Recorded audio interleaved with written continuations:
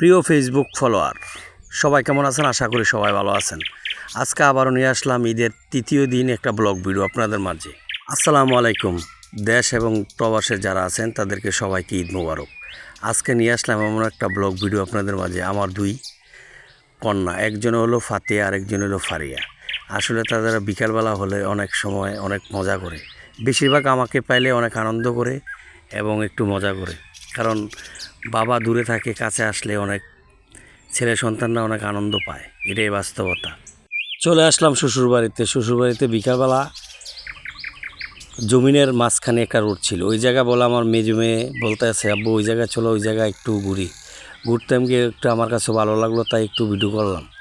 Video করার পর আমার দুই মেয়ে যেই একটু আনন্দ করতেছে এবং হাসাহাসি করতেছে, আমার কাছে অনেক ভালো লাগতেছে। লাখ টাকা দিলেও এমন আনন্দ মনে হয় না আমি আর পাবো, কারণ লাখ টাকা দিয়েও এই আনন্দ কিনতে পাওয়া যায় না। দেখেন কিভাবে আমার ছেলের সন্তান আমাকে হাত ধরে একটু অভিমান করে, আমার মেজো মেয়ে আসলে ছোটো মেয়েকে একটু আদর করলে বড় মেয়ে একটু অভিমান করে, তাই দুজনরে একসাথে নিয়ে একটু আনন্দ করতে চাই।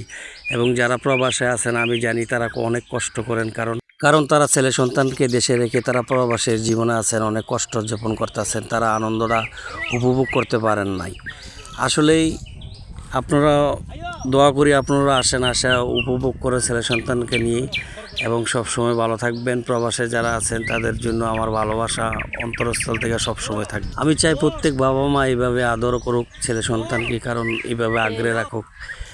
আর যারা ছেলে সন্তানকে মন জগায় রাখতে অনেক কষ্ট হয়, অনেক সময় অনেক ক্ষেত্রে অনেক অভিমান বাঙ্গাইতে হয়, এটা আপনারা এই ভিডিওর মধ্যে দেখতে পারবেন। কারণ দেখেন কিভাবে অভিমান করে, আবার কিভাবে হাসাহাসি করে, আবার রেস। আমার মেজো মেয়ে বলতেছে, আব্বা রেস দিয়ে চলো, কে ফার্স্ট হয় আর কে করে দেখেন ছোটো মেয়ে কীভাবে দৌড়ায় একা একা। উনি আসলে আমার ছোটো মেয়ে একটু আনন্দ করে সব সময়, আর মেজো মেয়ে একটু অভিমান বাঙ্গাইতে হলে ছোটো মেয়ে আবার বড় মেয়ে একসাথে চলাফেরা করে।